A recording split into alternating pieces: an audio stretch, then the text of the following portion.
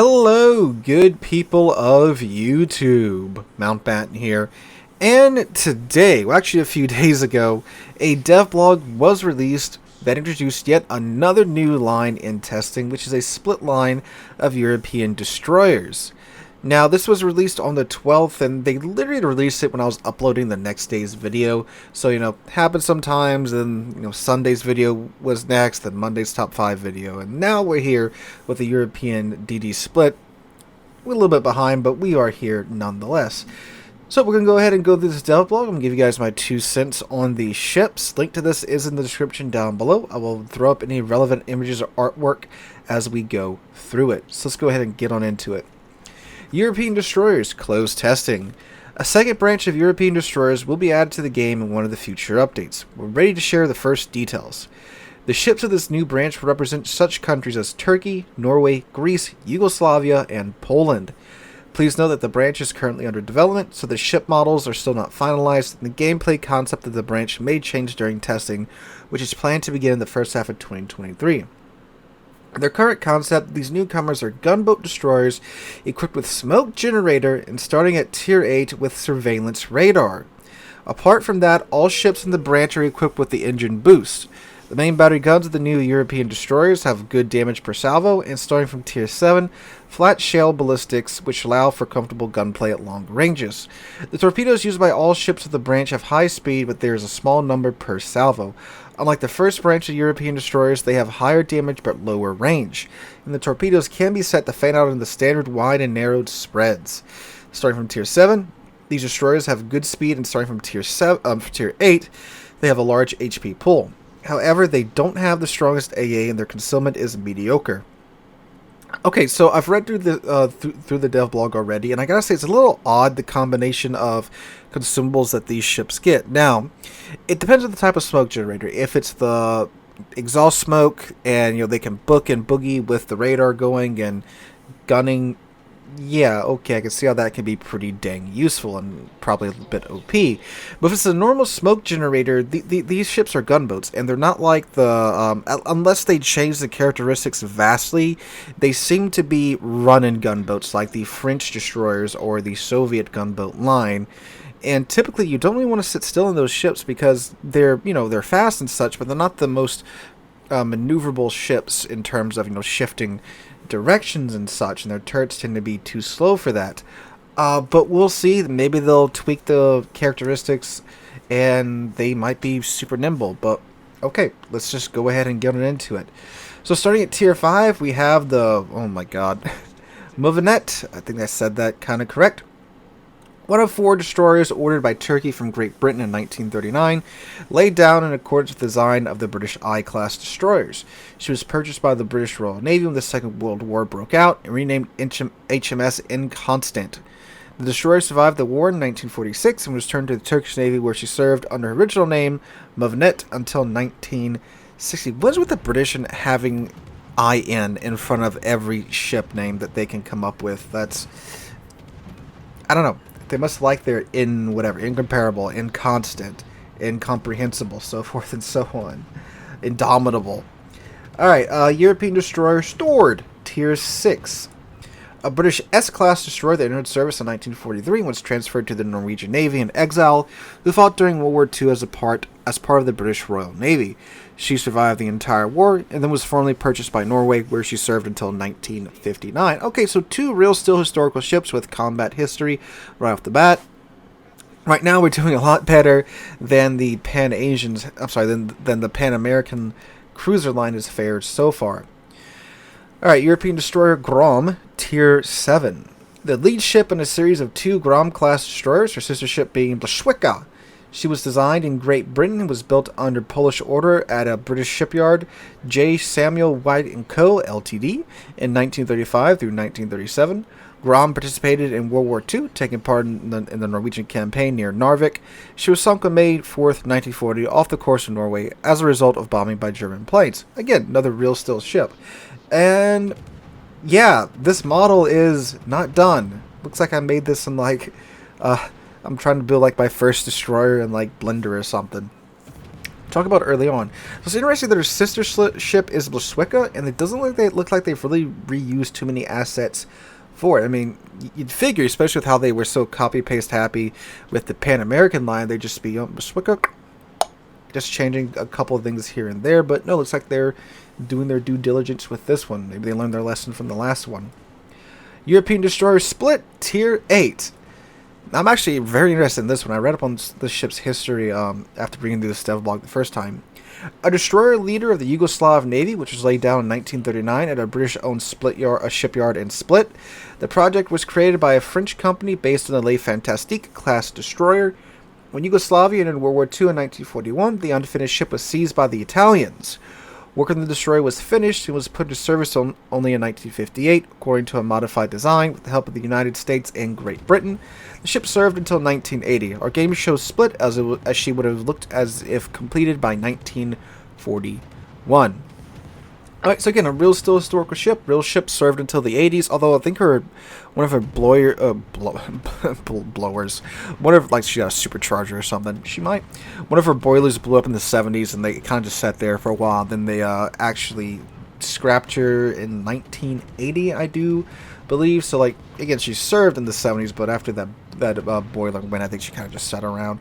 She was the flagship of the Yugoslavian Navy for some time, and then she went to being a training ship. So again, cool, another real still historical ship. Now this one is a little bit more, what if it was finished by 1941? But that's a lot more reasonable than some of the stuff we were getting in, well, a lot of stuff we got on the Pan American line. And now getting to the Tier 9, we kind of get some more of that here, although it's only the Tier 9 and the Tier 10. But here we go. European destroyer Lambros Katsonis, Tier 9. There's no image for this, which I find hilarious because they say this ship is at a very early stage of modeling.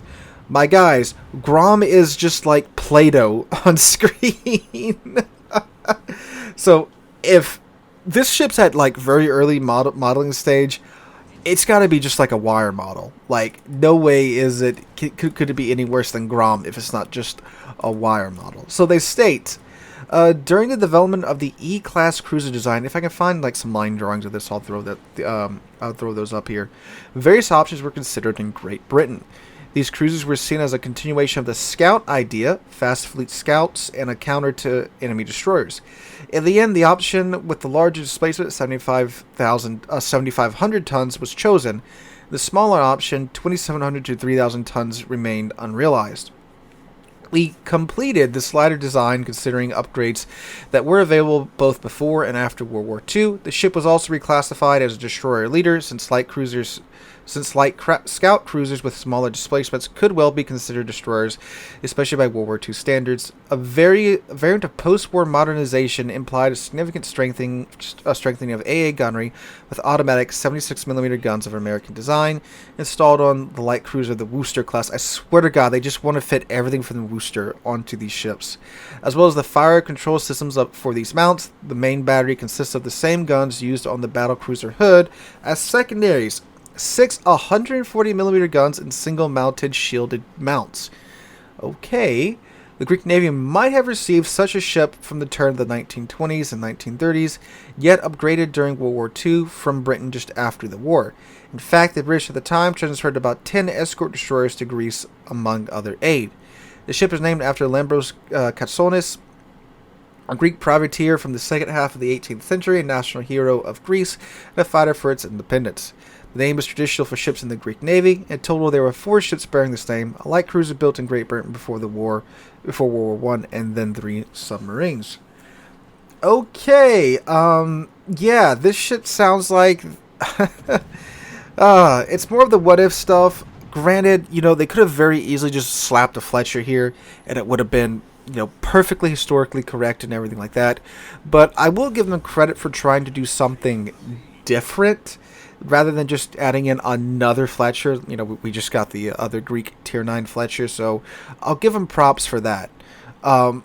But again, it's more of this, well, this could have happened if this and this and this. It's, if we didn't have the Pan American line come out that was just a bunch of that nonsense, it wouldn't hurt as bad. But, yeah. Alright, now this last one's pretty interesting. European destroyer Gdansk, Tier 8. Gdansk is a destroyer based on the design of the French Mogador.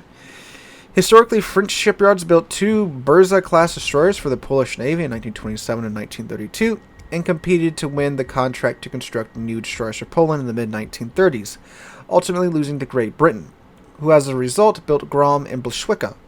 This ship could have also been built in France at the request of Poland and been completed with the original armament composed of the original armament composition by about 1939-1940. After France was defeated, the ship would have been transferred to Great Britain, remaining unfinished until the end of the war, and afterwards transferred to Poland. There she would have been commissioned by the mid-1950s and modernized to accommodate Soviet torpedo and ASW armament, as well as AA systems. Historically, Britain in 1947 returned the destroyer Bullsh to the Polish People's Republic, which in 1949-1950 was repaired and re-equipped with Soviet armament. The naming of warships after cities was traditional for the Polish People's Republic Navy. The largest Polish ships were consistently called Warsaw, the backbone of the Navy's strike power. 13 Project 205 missile boats were named after coastal cities, including Gdansk. Since Gdansk is the largest Polish port and the city off the Baltic coast, one of the main cities of the country in general, as well as a historical symbol of the struggle for Poland's access to the sea, we decided to name this ship after it. So it's a French-built, British-complete, Soviet-equipped Mogador with radar and smoke. What an absolute just kit bashed ship that we have here with the Gdansk. So I'm glad to see that this time around they at least went with historical ships, so that part is mostly covered. But smoke and radar, I don't know how that's going to work on these ships. Typically these gunboats, they're fighting, and it sounds like they're catering to this with the flat shell arcs. They're fighting from like arm's length away, 9, 8 kilometers, 10 kilometers away, because they have good shell ballistics and good speed, and at that range they can either juke or just outright outrun most of the incoming shells. So it seems weird that they would give them smoke, something that you would use when you were completely stationary. Now you could use it to disengage, pop smoke, disengage, and run. That could be very useful, but they don't include any of the stats here. So we don't know if it's short burst smoke, we don't know if it's normal smoke, we don't know if it's crawling smoke, we don't know if it's exhaust smoke. It just said smoke generator. I don't know if since then they've clarified which one it is, but in my opinion, that's going to determine a lot of how this line plays. What type of smoke is it? If these are just, run and gun ships, I'm honestly not going to be using that smoke that much. The radar is neat and useful, and we also don't know what range this radar has as well. It could be 7.5 kilometers. It could be, completely just unholy and be 10 kilometers.